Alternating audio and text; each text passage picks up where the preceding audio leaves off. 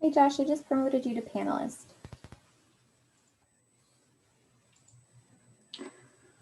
Hey, Zach. Howdy. I'm just trying to find all the buttons.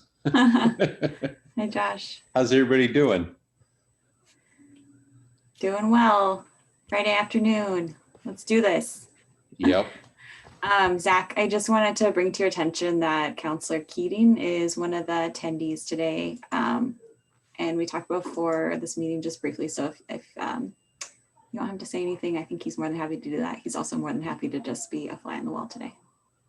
I mean, he could join us if he wants to. I'm going to let him be a fly on the wall until he tells me he wants to be otherwise, but just wanted you to know that. Just thanks for joining us, Matt. Appreciate having you here and following along with what's going on with this. Well, I guess we can probably go ahead and get started. I'm hoping Laura is able to jump on at some point, but last month we created a document where we basically put together a whole bunch of different ideas on potential information sources that could be included in a dashboard to track progress on actions in the CAP and progress towards our goals. Basically trying to keep track of the most important things in the CAP in terms of reaching our goals, sort of proxy measures. So with that being said, we shared that document with staff last month. I believe that Chelsea has been able to share that with a number of other staff and get some feedback. And so I think the first part of our meeting will largely just be going through what they have for us, and then we'll have a chance to ask questions and then talk about whatever next steps there may be. So Chelsea, do you want to go ahead and take it away? Sure. I'm going to go ahead and share my screen. Does that work best for folks? Or do you want to pull the spreadsheet up on your own screen? What works best for you all? I have it, but whatever. That way the members of the public can see it as well. Can you go ahead and share it as you talk us through it? Yeah, and I see Laura over in the public, so I'm going to try to fix that just a moment.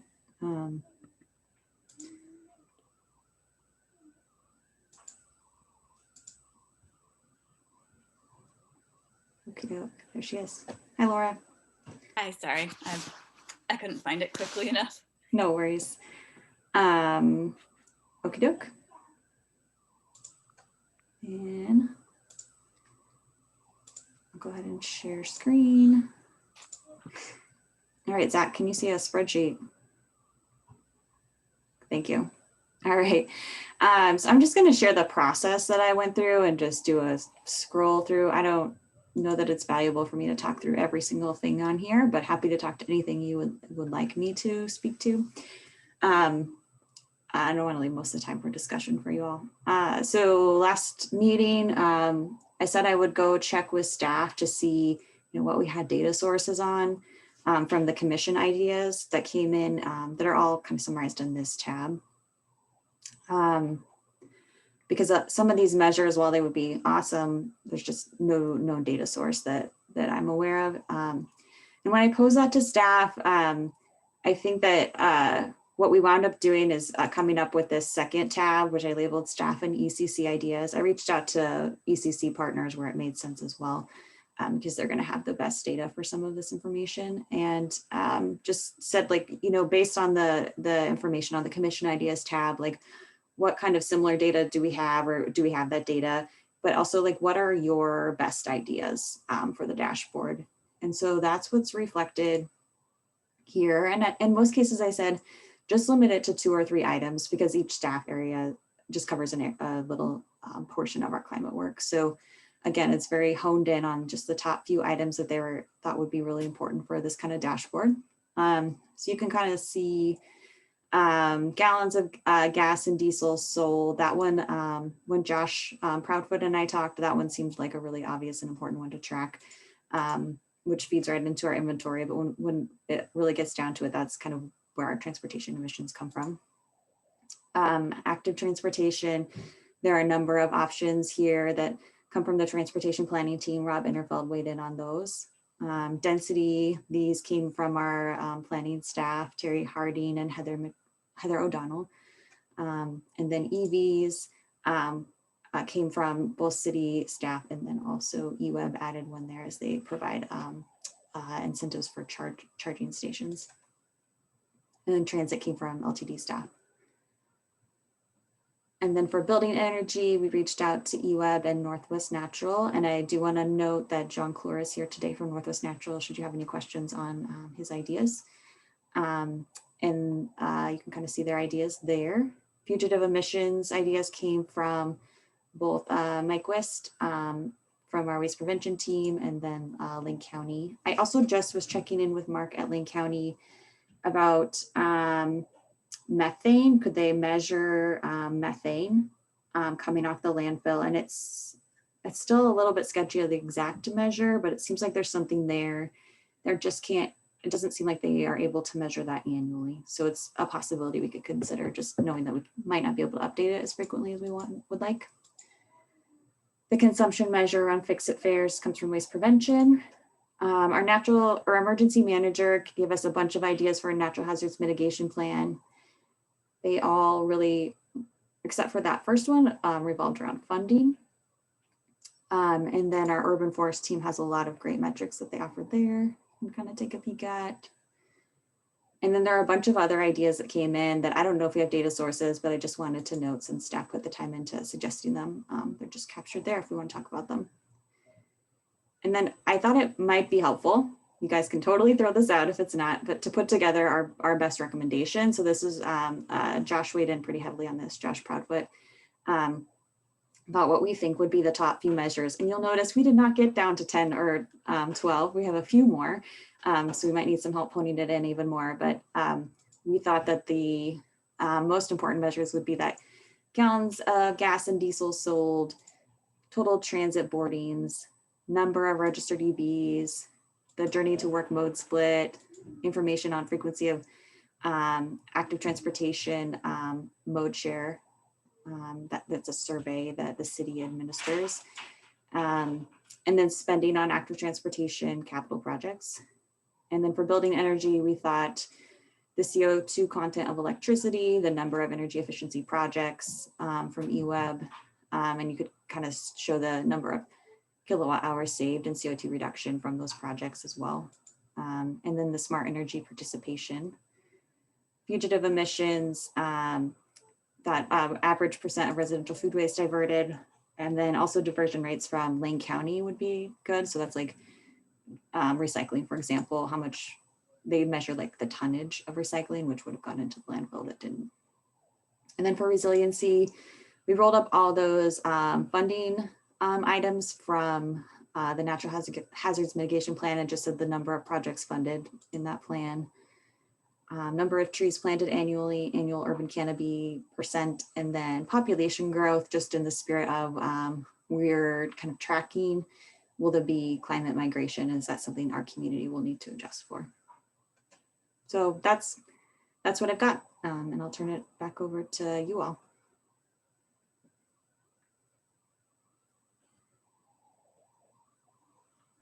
Any questions? Yeah, could you go back to the first tab? Sure, this one. Yeah, with the consumption, what about getting tonnages of trash from like about, I don't know if it's broken into city and county, or is there a way to get that numbers from trash collection? I could check.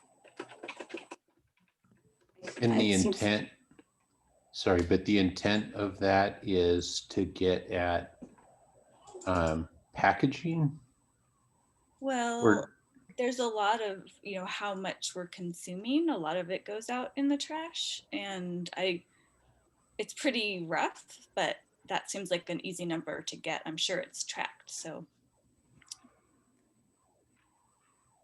Would that be under waste or under consumption? I guess I know that in looking at waste reduction, there's sort of two ways. One is the diversion rate, which is the percentage of the total that you're diverting to to recycling. The other way is are we reducing the total amount that's ending up in the landfill? It like on a yearly basis, right? Not as a percentage, but as a total amount. Yeah, in terms of your question, Zach, I think the way, and Josh, feel free to weigh in, I think it would fit under fugitive emissions, under waste, but consumption and waste, they interchange. And I don't know that it's worth debating, like when we actually do the dashboard, like I don't know that we have to really worry about which one. Howard? Yeah, I'm interested in knowing for each of these data sets, what's the frequency of updates by the various entities that are responsible for the data.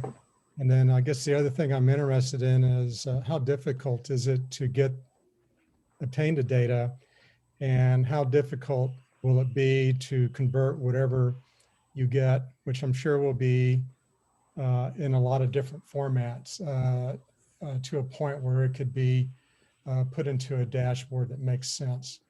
Because I worry about some of this data not being updated very frequently, and you know, so what's the point of putting on dashboard if we're trying to present at least some information that I wouldn't say real time, but certainly, you know, monthly or quarterly, annually at worst. So I'd be curious about all, you know, if you have an idea about that.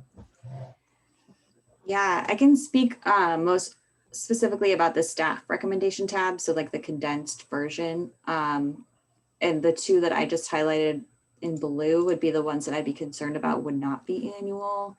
But looking at the rest of them, I believe they're all annual. When I put this request out to our ECC partners and city staff, I specifically said, we're trying to update annually. We need the data to be free, easily accessible, and it'd be great if it's something you're already collecting. So that was kind of built into my request to make sure that the data would meet kind of our ability as staff to actually do this work.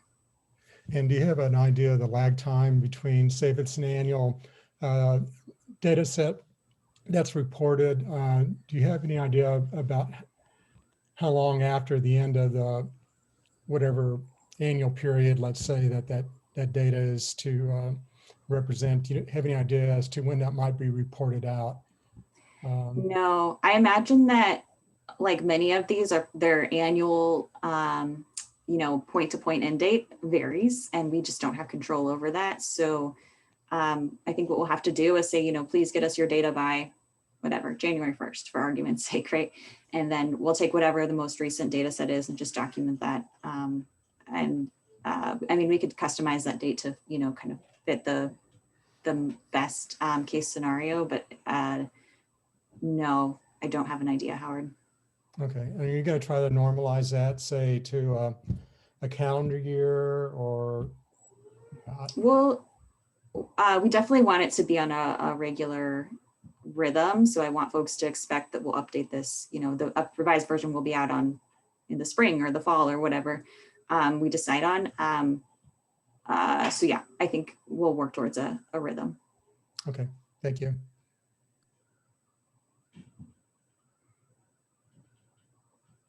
Jim, do you have some questions? Yeah, I had a question about the building energy group. We've got a number of energy efficient projects that are done by eWeb. And then under the Northwest Natural billing, you know, we pay public purpose charges that go into Energy Trust of Oregon.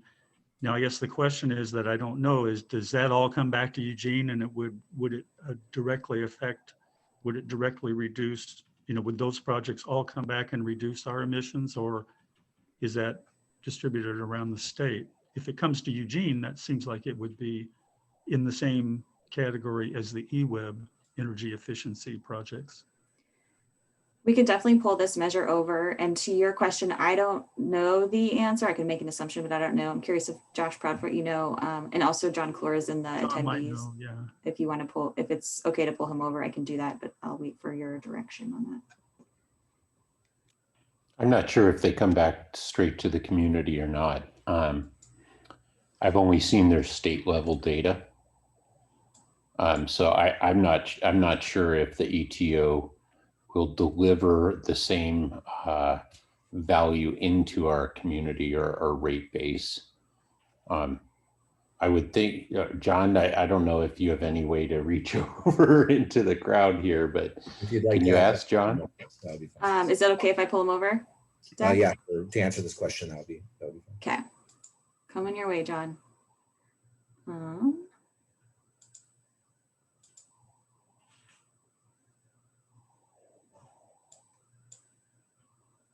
There he is. Hello. All right. Thank you, Chelsea, for pulling me over. Now, to answer that question, no, all of that money does not return to the city of Eugene. I can tell you that for the most recent year, I have data, which would be 2018.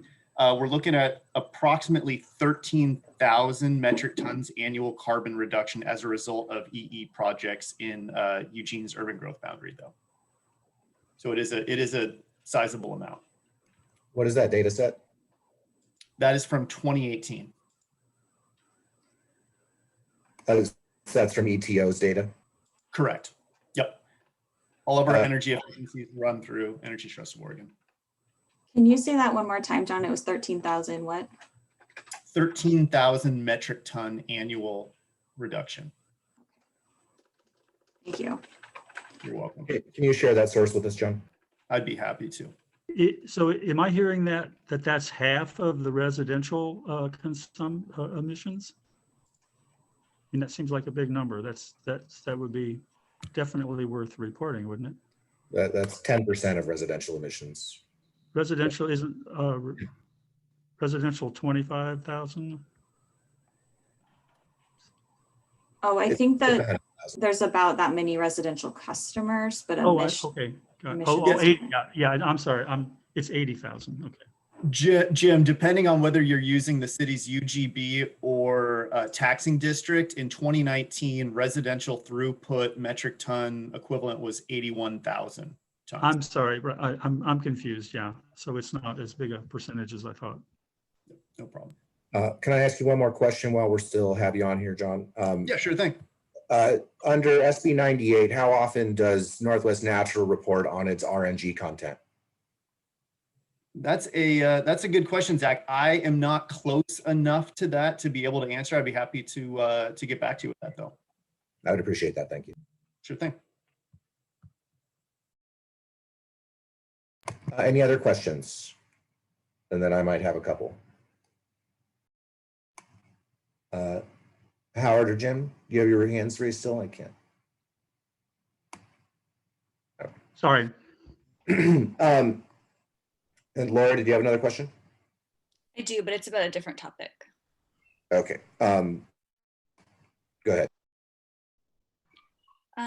So last time, I had presented, this dashboard to the NAACP Beyond Toxics group, the Environmental Climate Justice Coalition, and they provided a list of items, and a lot of them were. And it was in resiliency mostly, and it was kind of like the life or death things, like cooling stations. You all saw them last time, and none of them are in there. So I was wondering, is that because there was no data sets for that, or did that just get forgotten about, or what? It was like action R6, R7, R20, R12. I sent the list before. Just wanted to hear what the update on why none of those are in here.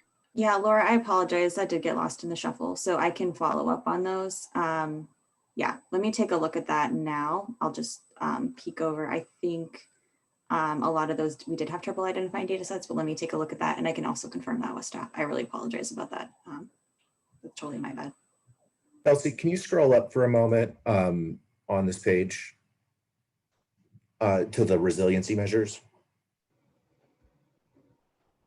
Can you walk through those with us for a second? It looks like there is the wells projects are on there, but nothing about heating or cooling or safe air stations.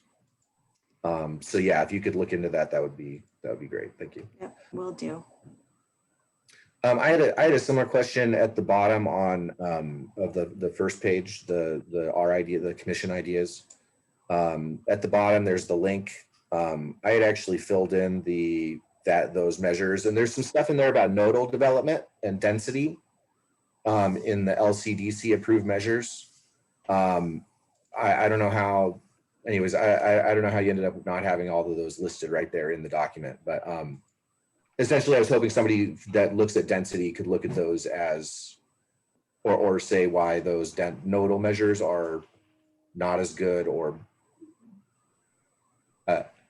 I guess I'm wondering why we ended up with the density measures that we did, and those, I guess I'm wondering if they even got looked at.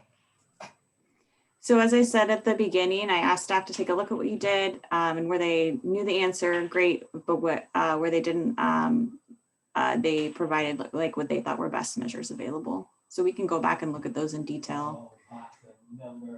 I probably kind of hand that, I can pull them and put them in the spreadsheet, but hand that back over to you all, as our staff did not know where the data sources would be on those.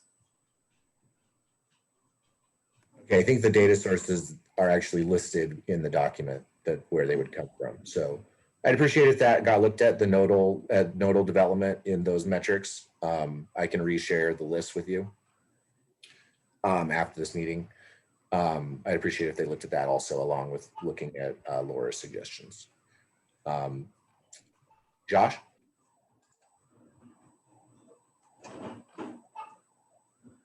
Sorry, I'm unmuted now. I was just wondering if the goal is to get to 10, if maybe the best way to do it is to say what's the most important that you're trying to find, and then how close do you get to it?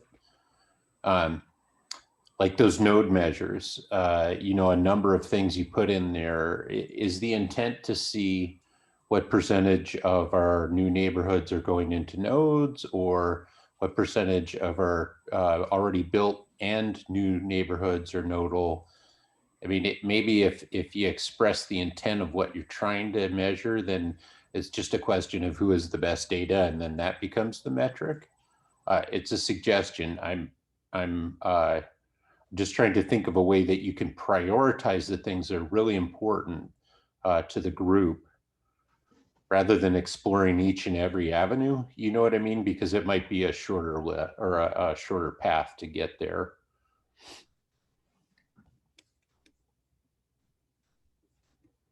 Do you want to just jump over to the staff recommendation again for 1 second for me, Chelsea?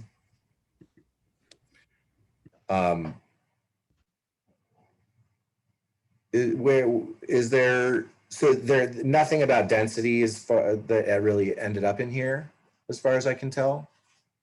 And so I think that there actually are metrics for density, and the city has already identified them. And so if that's important, I would think that those were something to consider. Like population per square mile? I mean, I can pull up the list right now if we need to. Zach, if you look at what I'm highlighting right now, that's what staff provided around density. Okay, sorry.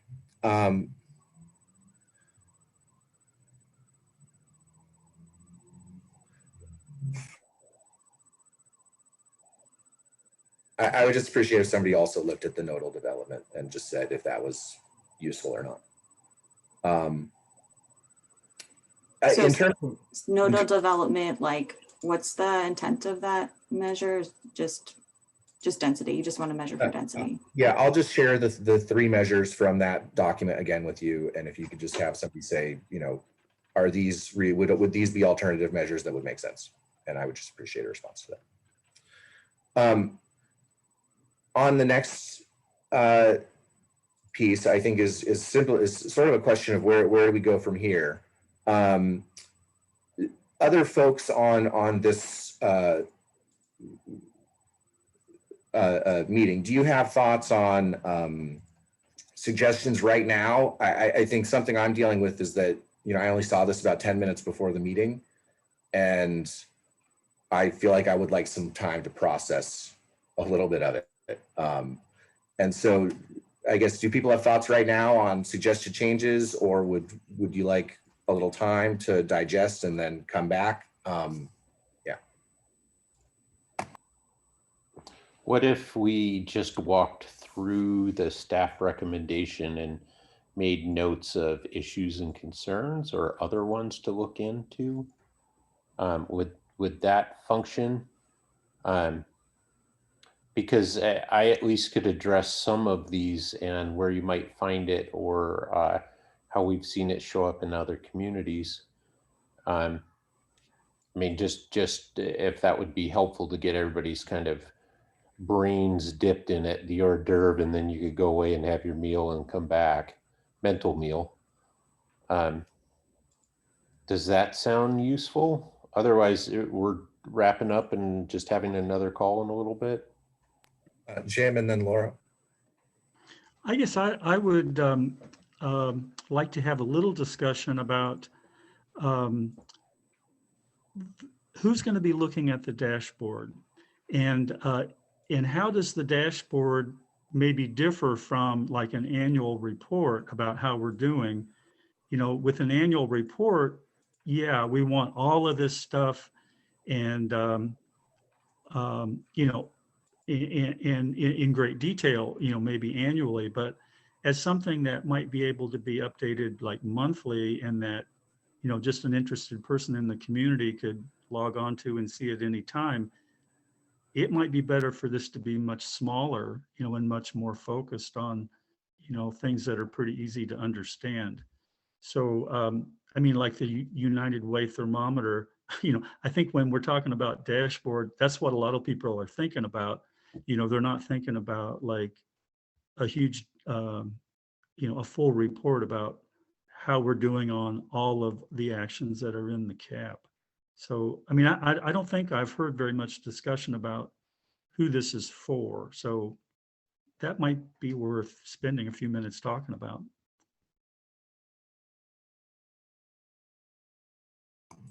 I mean, on that, I think Howard might have a response as well. I think we had actually started this committee before you got on the commission, Jim. And so I think a lot of that discussion happened back in February.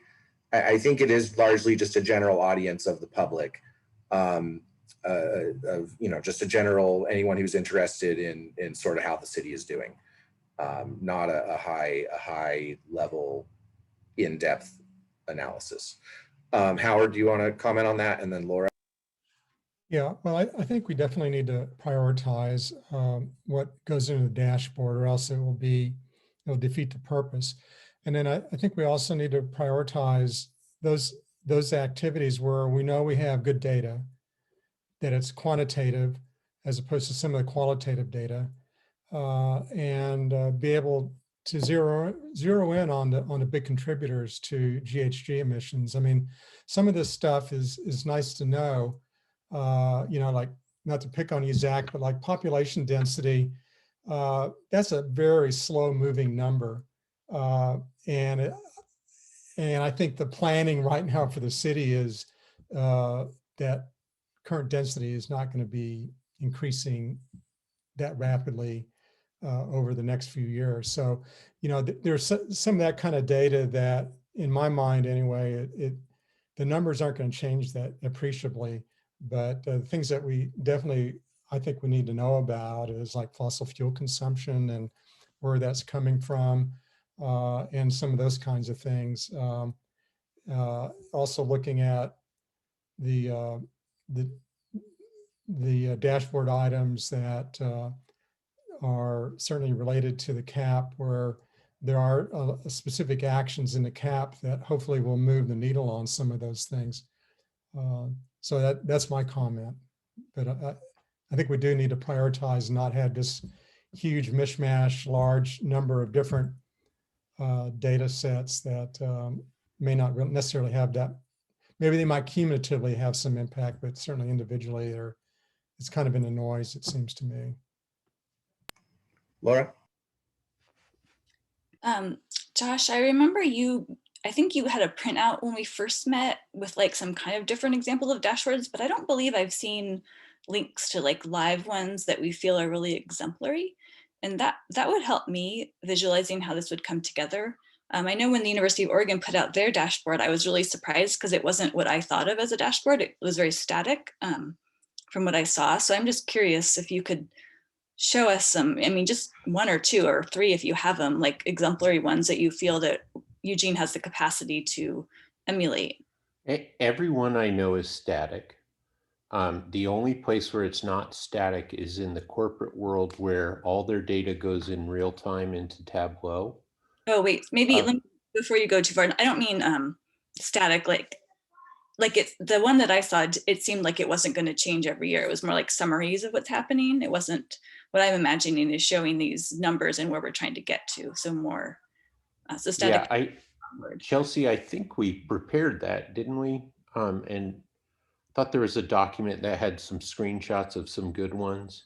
Yeah, I can dig that out and send it to y'all afterwards. Yeah. Those are still, I remember getting those. So whatever you have that's like live that we could actually look at online, I think might. Yeah, there are a bunch that are online that are, once a year updated.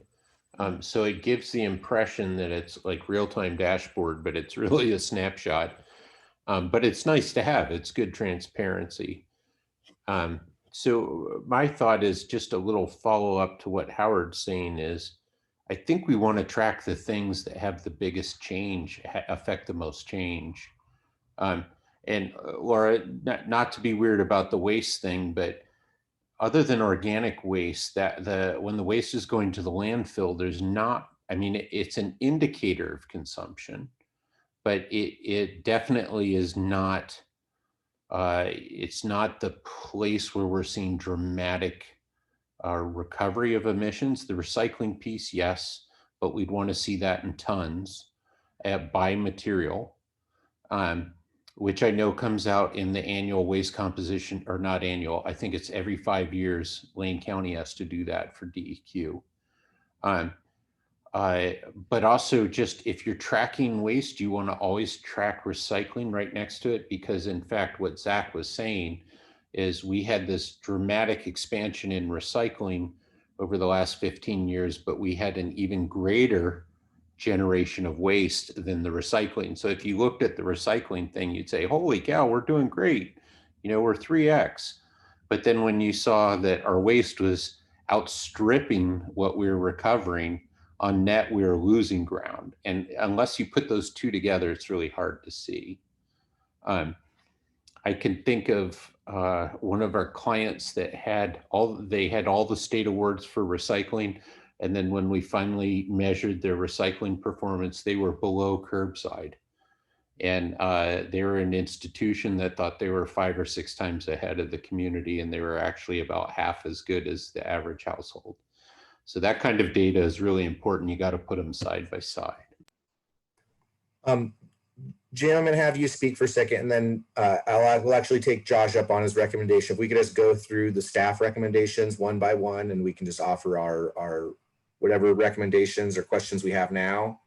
And then at the end, we can kind of talk about if we need to circle back either on these questions and responses to our questions to staff, or just dashboard design in general, and talk about where to go from there. Does that sound okay to everybody? It does. Okay. So can I make a quick point or ask a quick question about density? Yeah, and then we'll jump into the. Okay. Okay. Since our climate recovery ordinance specifically includes population, it's not a per capita goal. If people move into Eugene, our greenhouse gas emissions are going to go up. So if density increases, it seems like that's an indicator that emissions are going to go up, not down. The only way, I can't imagine density increasing without population increasing, because that would mean people are like abandoning single family homes and moving into multifamily homes. That's the only way that I can see that density would go up without population increasing. So is it really a positive when we see density going up? I think you'd want to see density as an inverted intensity metric. So if you had the emissions were the same and more people were coming, the per capita or the intensity would be going down, and that'd be a great sign, right? But if population's tracking with emissions, then we're not getting any better. So So it's kind of like you have to see both population and absolute emissions, and then you can calculate per person or per household or something like that. Right. So And- wouldn't and- it make sense for our goal to be per capita rather than an absolute number? Yes and no. Per capita is important, but absolutely, we also need to get to 0 and then below 0. So it's like I would want to see both. It's like everybody says China has more emissions than US, true, but on a per capita basis, they're they're a sixth of the Americans, right? So it's useful to see both. They have 1.1 billion people, their footprint's bigger, but the per capita is really important so they can see like what is that intensity factor. So I think both of them are necessary if you're trying to get at that. And then one thing I just wanted to remind people is the Envision Eugene plan did not increase density. So as per the plan, density stays the same on net.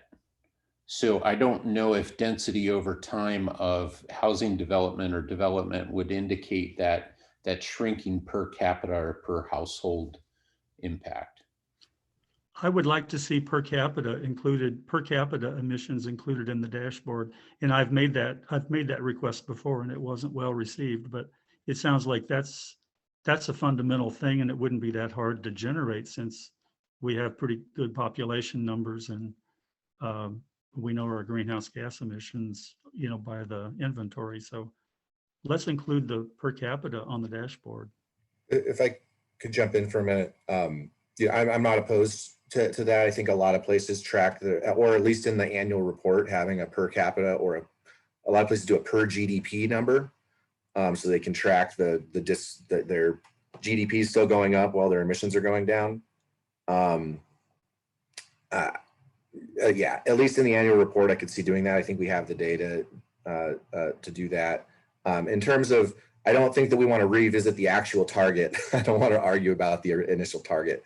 But in terms of including a per capita or a per dollar, I think that's not a totally out there suggestion.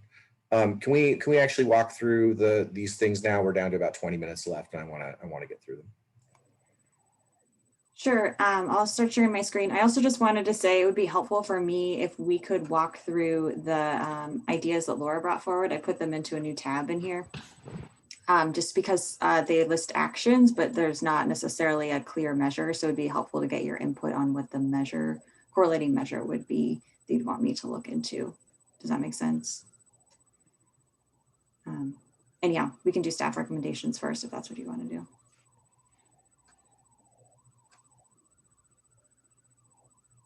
It's up to you.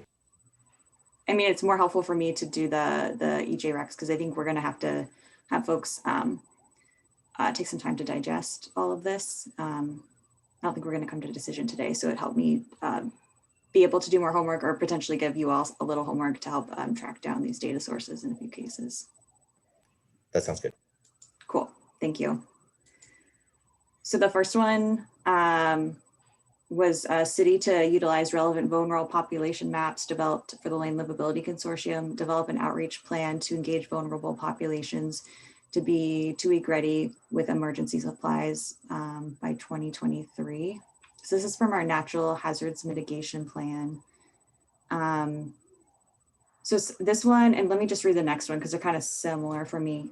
City of Eugene to continue to sponsor the community emergency response team training to citizens within Eugene Springfield metropolitan area, Cert train citizens to be prepared to respond to emergency situations within their community. They're similar to me in that they're kind of like we're like in process or we've done them and they're like there's less, I'm just having trouble coming up with a measure for this type of thing. So just curious what y'all are thinking. I would think some kind of neighborhood plan. If you had a neighborhood plan that addressed all of those, you could say how many neighborhoods have completed their plans that make that community know what they need to do. I think that the challenge for me with that is neighborhoods, I think, just put their own parameters into their plan. But yeah, Laura, what's your thought? I was wondering if the CERT trainers kept track of everything that they do, because that R7, a number of trainings and the location of trainings is probably tracked from them. Would someone be willing to reach out to CERT to find that out? Sure, I can do that. Awesome, thank you.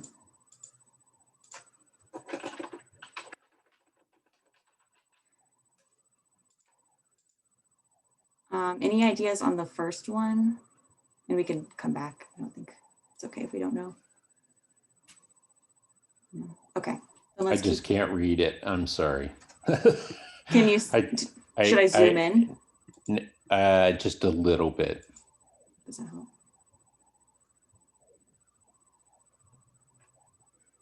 The one you've highlighted? R6. No, the top one. Is anybody working on that? I know it's part of the natural hazards mitigation plan, so I could check with that team to see what the status is.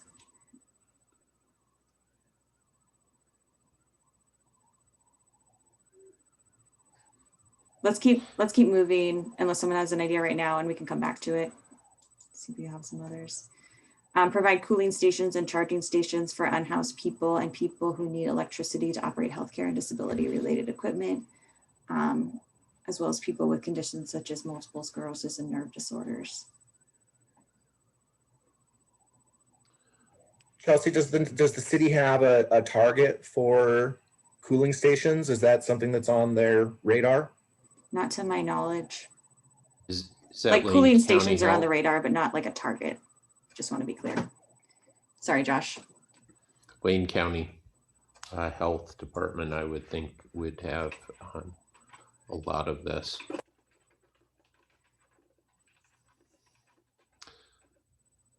Those heating and cooling stations, you might want to add fresh air refuge to, or air refuge.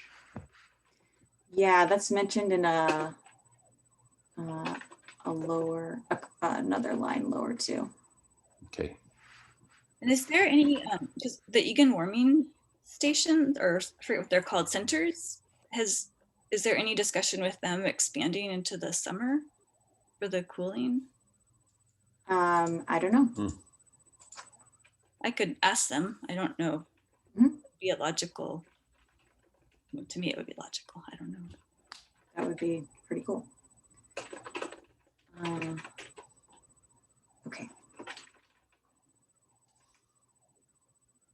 I put your name by all that, Laura. Does anyone else want to help maybe with reaching out to Lane County Health Department and seeing what they've got for metrics? Okay. There's an environmental health lead. I can't remember her name. Actually, I think there's 2 people there, and they're the ones to ask for. I'm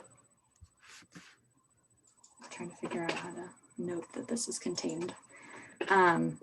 Okay. I'm trying to find volunteers to do this because our capacity right now is pretty limited for our team. So that's just trying to be realistic. Our team can do it over time, but it's just helpful if other folks can jump in. I know you all are busy too, though. The water stations, these should be pretty easy to track. We can do that if that's. It looks like this got tied up in all of the other measures, resiliency measures of like things that are funded. But yeah, this one might be a good one to break out from the rest, rather than just having 1 out of 13 funded. No, we've got this as a 5 that we're tracking separately. That looks like a repeat of the one we just talked about. Oh, you're right.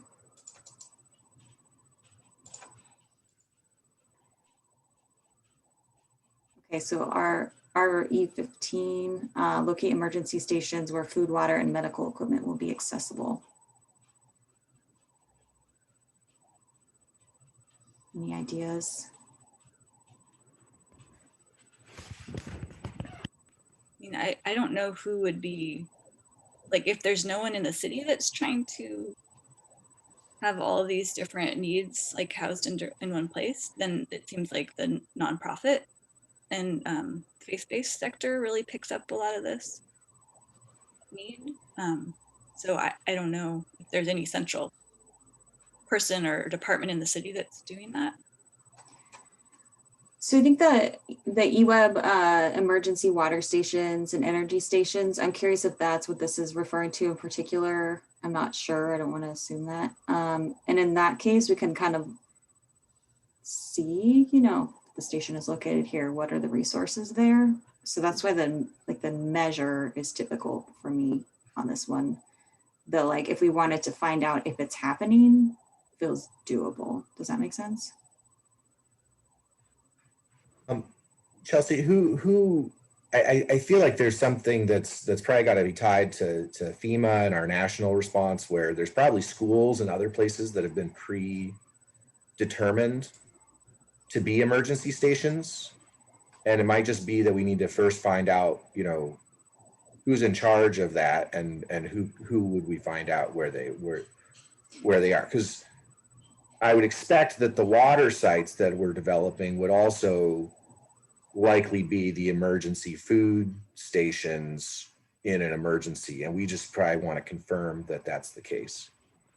Right. So it sounds like if that's the case, if we're saying really what we're talking about with this recommendation are those 5 sites, like the question is, do they also have these components? And it's more like a yes or no question. Is that right? They're just water stations. But, you know, Oregon, the state of Oregon Emergency Management Agency, there may be regional plans. I don't think it's just a city deal on this, you know, so. Yeah. And I think if you look at the Holiday Farm model, if you will, like part of this, like you see that this is like, needs to be a nimble response, and there's lots of intergovernmental relationships happening there. I can definitely like the old days of the, you know, the civil defense where they had basements full of stuff in case of a nuclear attack. I mean, you know, I don't think we do that anymore. I think there's, and I'm pretty sure that the state has their plan where they can deploy people and food and water and, you know, medical services and all that based on some kind of a natural or, you know, human caused disaster. So I wonder if a way to handle this one, rather than having a standalone measure, is to, we could report on the 5 water stations, and then we could look at, this might not happen in year 1, but we could work towards having like a 1-pager on kind of at each station, like what else is nearby. Like I know there's one near Howard Elementary, for example, and I don't know what other resources are right there ready to go, but we could look into that, because I think it would be more of a static thing as well, and less of a dynamic thing. How do folks feel about that? Yeah, that's great. It also, I think that why it's on here is because sometimes these places are not accessible to the people that need them the most. And so that's why we should be looking at it and make sure that wherever these are, whoever has the plan, it's going to be the people who need it most can get to it and get the resources they need. So yeah, it does sound static, and it could be a call for like, we need to change this plan because look at where they are. They're not, if this is not okay, or we find out, yeah, this is great. Everyone can get what they need. Yep. A couple thoughts. So one thing is that I think eWeb actually just put out a mailer that had all of the local water sites on it. So I think I still have it. So I think that they have that 1-pager with all the water stations. I think part of the issue, I'm pretty sure that when we had the emergency management person present maybe 2 years ago, they basically said, if we have a big earthquake, there's not going to be enough public food to go around. Everybody should have a 3-week supply, you know, and I'm guessing less than 5% of the population have a 3-week supply. And maybe, I mean, I'm throwing this out there, but a goal could be, what percentage of our population should we try and make sure has a 3-week supply of food and a bottle of water filled in their garage, so that, you know, basically the guy said, like, the government cannot handle everybody. Right. Everybody needs to take care of themselves. So that's a Right. flip side of this situation we might want to touch on at some point. I hear you, Zach, and I think the goal is a good one. And like part of the issue with this dashboard, which is just going to have 10 or 12 measures with very little of any funding, is how are we going to collect that data? And so that's my concern with. Well, the other thing is, I think some of these things are not really in the city's wheelhouse. I mean, they're done by the county or the state. And I think in a lot of the emergencies, the city is a contributing agency, but they're not necessarily the lead on some of this stuff. So I think, you know, we need to better understand what the chain of command is, if you will, on how, you know, emergencies are responded to and by whom. I suspect the city is not the lead on a lot of this stuff. It's definitely, we've learned through COVID and the holiday farm fires. It's Exactly. an extremely collaborative response. Thank goodness. I'm going to keep us moving. So clean air stations when air quality is unhealthy. This is so interesting in COVID times because we thought we had like a decent base for this, but oh my goodness. Anyhow, thoughts on this one?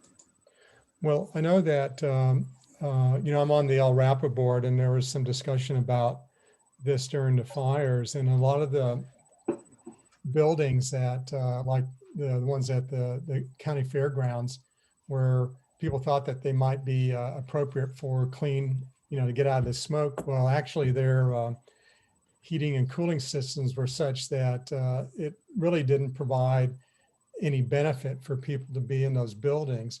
I know that, and Josh, you probably know this, but there's an EPA grant that LRAPA is that received, and I think like schools in Oak Ridge, they're actually putting in HVAC systems that can filter, you know, PM 2.5, you know, the really small particulate, but a lot of buildings aren't set up that way. So I don't know who does that, but based on the recent experience, it seems that a lot of the public buildings, their HVAC systems are incapable of dealing with fine particulate. And to do that's not an inexpensive endeavor to put on, you know, particulate, you know, like HEPA filters and things like that. Quick version is if they have changeable filters, they can probably go from MERV 11 to MERV 13. And I think a lot of folks are doing that as a baseline response. But for example, in Oak Ridge, 3 years worth of filters at a much higher standard for the new equipment was about $150,000. So like $50,000 per year to keep those schools continuously running. But the idea is that maybe you have those in ready, and when you have an event, you go change all your filters or something like that. But it's a problem. There really aren't very many refuge spaces. I think Lane County Health and Oregon Health Authority are trying to work on that at a state level. But I know that Oak Ridge is the first community to have that. Yeah, and they've had the most severe air quality problems too, not just from forest fires, but just wood burning for heating. I think on a lot of these things, some of these things were equity panel recommendations that are not necessarily committed to. And I think we sort of need to focus on what should be in the dashboard versus what is a good thing that we should advocate for.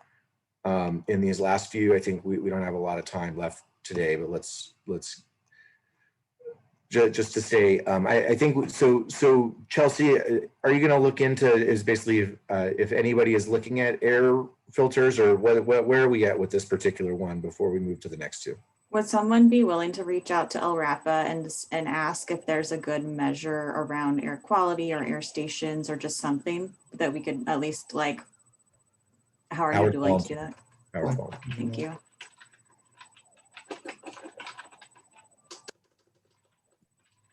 All right, the next two are train first responders to better serve people on the autism spectrum and mental health diagnoses, including PTSD, chronic anxiety, chronic depression, and panic attacks during emergencies, and then train first responders on how to address concerns of communities who have been negatively impacted by police and other governmental agencies, historically, such as migrants, Black, Native, Pacific Islander, low-income, undocumented, unhoused, LGBTQ communities.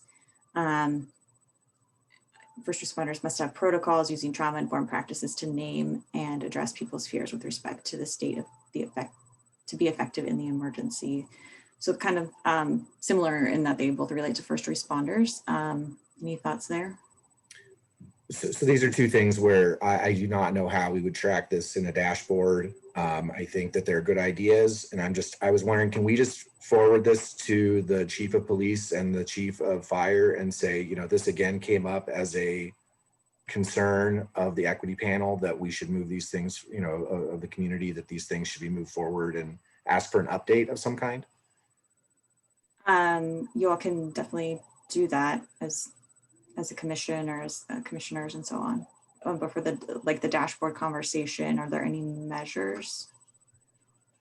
Jim? I've got a suggestion. I mean, that sounds to me like, how many CAHOOTS teams do we have? I mean, CAHOOTS is, I mean, they're right on what's being described here. And, you know, obviously we need more of them. So, I mean, if we could just track, if we could figure out how many CAHOOTS vans and teams do we have right now, and how we could add to that, that would be worth, I mean, progress toward this goal would be, in my mind, pretty much how many CAHOOTS teams we have active in the city. Would someone be willing to reach out to CAHOOTS to do that? I would be happy to call and get some kind of, you know, kind of describe how we might want more, and how we can track what they need and how they would envision expanding. I could do that. Thank you. Laura, do you have any thoughts on this? That's okay. Create edible forests in public and equally accessible areas with drought-resistant native plants. I know with this one, just in informal conversations that I've had with staff who maintain landscaping, there's just some challenges with having edible plants and kind of not knowing what folks are going to do to them, like like they could do anything to them and then someone could come eat them. And so that's a challenge that I know has been identified to being responsive to this recommendation, which is interesting. Just thought I'd share that. Jim? Sorry, I forgot to lower my hand. Laura? Yeah, and it seems like we're going to run out of time, but I just wanted to mention one thing really quick about my question about good dashboards. And I want to kind of take back part of what I said about the University of Oregon. So the thing that struck me about it was it didn't have any like metrics that you were going towards. It just had like what's happening, which seems great, but would want our dashboard to show like what's the goal and how far are we away from that goal. So that seems like a really key piece. If that makes sense.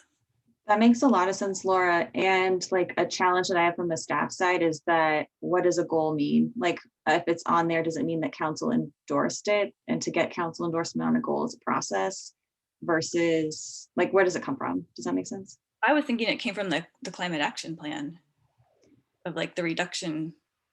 Right, so we have our GHG goal, but like how we get there aren't specific goals necessarily. Like, I just want to be clear about what we're promising, but let's think about that more. Like, what could we do as an interim? Like, that's clearly communicating this isn't like a adopted policy, but this is like kind of what we think we would need. We could think about that.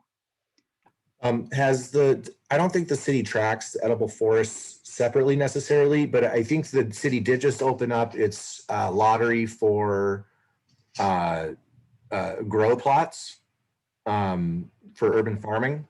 And so I think there's like 300 of them. So even just knowing, are we filling those every year? You know, what percent, are we filling those every year would be a starting question. And yeah. Could you reach out on that one, Zach? Yeah, I can do that. Who would I reach out to? I don't know. I'd look on the website and see. I would Okay. guess it would be like maybe would it be on a recreation or maybe it's our green infrastructure teams in public works. But if you look up like community gardens, you'd probably get a good lead. Okay. And if you have trouble, you can move back with me. Sounds good. These last few are, well, let me say R11. This metric is in the staff recommendation, so I think that one's accounted for in multiple places. And then this one was in the staff ideas, R15 was, so it's there and definitely available.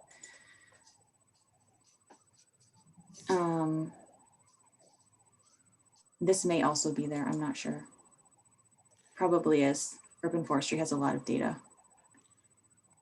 So I think there are some outlined options that probably meet these already captured in the spreadsheet. Just peek back.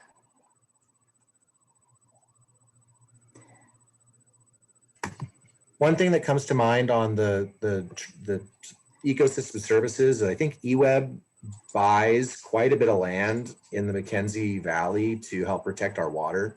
And I don't know if there's any way to quantify that, but anyway, just something that comes to mind. Mm-hmm. eWeb's tracking that super closely. Carl Morgenstern. Do you have the contact for that person? Yeah, do you want me to put it in the chat? Or you can just share give with me it to after. Chelsea? I can follow up if necessary, Chelsea. Okay. Yeah, you can also just Google it. If you could write his name in the chat, Josh, that'd be helpful. Sure. So we didn't come up with a measure for R6. So if anyone comes up with an idea, that'd be great. I think this is one that we could get a status update on, but I'm not thinking about like no measure is coming to mind that could be put into a dashboard. Unless we did a survey, like an annual survey. We have no funding, no capacity. I mean, does somebody in Lane County have data on how prepared the community is? It seems that somebody with one of these agencies should have some sense of, you know, if it's a 5% or 20% or what percentage of the population, but I don't even know who that would be. Yeah, I don't know.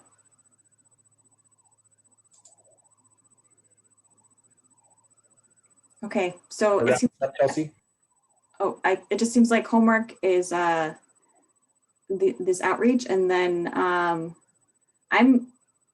feeling like we're growing our list and not honing our list, which is okay, but at some point we do need to hone. So I know we're at time. Just curious if folks have thoughts about how we can start to get into that like honing process so that we can actually like work towards completion and choosing. Laura? Couldn't we all pick our top 5 and then see how those combine? We could send them to you ahead of time, so before the next meeting you could have them compiled. Or yeah, if we had access to a shared document, we could put it on there or just send it to you. I'm always confused about public meeting law about shared documents. So if you are confident in that, I could check with Samantha too and make sure we're okay. But I can definitely, if you all get them to me like a week in advance, and I can send a little reminder. So that'd be probably like a week from now. I could send it out. It shouldn't take long to put together. Howard? Well, shouldn't our list really tie into the main things that are in the climate action plan? I mean, you know, people are going to look at the CAP and then want to look at the dashboard and see how we're making progress. Some of these things, they're good ideas, and you know, it'd be great if we had the data and someone was tracking them, but they're not necessarily in the CAP. And even in the CAP, you know, personally, I'd like to see what the, you know, dashboard relate to the larger contributors to GHG emissions in the city. I don't know, at least that's my criteria. Josh, do you want to weigh in on that? Yeah, I mean, what I'd love to see is that the strategies and the places where there's scale, there's a metric for it. you know, transportation is probably the thickest of them all. But I think it should be correlated to that, and the resiliency ones too. We may want to expand that a little bit, but if this is all about climate change, then I'd go to the climate action plan and say, what are the big things that make things move, and how might we count it? The best example I can see that's just pokes you in the eye is fuel consumption and then number of EVs bought over time. Those are a really nice set. It's not all of the story, but it tells you an important part of it. I think what I would like to ask is that each of us go through the staff recommended measures, that we prioritize them ourselves, and essentially 1 through, is there what, 15 on there? Just so that we each know sort of what we think is important and what could potentially be left off. And then we can meet next time and basically say, you know, each of us suggests we can probably take off this, this, and this, and then we can walk through those reductions. And then if there's something somebody says we think that we really need to add, we can talk about adding those things. But basically each of us would have our list for, these are things I think we can take off. These are the things that I think that we need to add. Hopefully the things we have to take off are more than the things we need to add. And then we could come back. Is that acceptable, or how to? Are you talking about picking 5, Zach, or? I was just saying, just put them in order 1 through whatever it is, 13. Oh, okay. And so you're going to send a prioritized list? Yeah. Is that okay? I'm probably, just because it gets complicated with that, I'm probably going to make a tab for each of your prioritized lists and then pull your top 5 and crosswalk it. That sounds great. I think that at the meeting, if there's something that was somebody's number 6 that didn't end up in that list, that we can then talk about, you know, hey, we need to add this number 6 thing. Okay. Okay. Is everybody available 2 weeks from today at the same time? I might be not available, but I can probably lean on Josh. Are you available? No, I'm not available at this time. Okay, let me check with But Samantha. I could give you feedback before if that's what you need. Okay, Chelsea, let me check with Samantha and see if she can be here, or if other staff can, because I think that I'll get back to you. If not, are you all available the next week at this, like 3 weeks out? Why don't we just plan for 3 weeks out if you're available then? I'm not on. If you're talking about the 7th, the 19th, Yeah. I'm not. What if we did it on Thursday instead of Friday? I'm out the 11th and the 12th. That's my constraint. So you could do the 18th? I can do the 18th at Okay. 3 is what we're talking about. Yeah, is that acceptable for everybody? Yeah. Howard didn't look happy about it. Hang on, we actually have an appointment, Chelsea, 3 to 3:30, so we'd have to start 3:30. It's our team meeting. Yeah, it's unless our check. You want to move it. Yeah, I think we could. I can't do that. Reallocate. I've got meetings all afternoon. Okay. Well, would it be helpful to send out Let's do a Zoom, or not a Zoom, a doodle? Doodle. Could, I'll if you're send going to out be 5 times and we can figure it out. Okay. Doodles take a lot of staff time, so just want to know if anyone's going to be out on particular days. I'm going to be looking at 3 o'clock in the afternoon over the next few weeks, probably the next 3 to 4 weeks. And my schedule, I don't know, because LRAPA board is interviewing candidates for the executive director position in February, and those meetings haven't been scheduled, but they're like 4-hour meetings, you know, so. Can you send out a couple times the week of the 15th through 19th?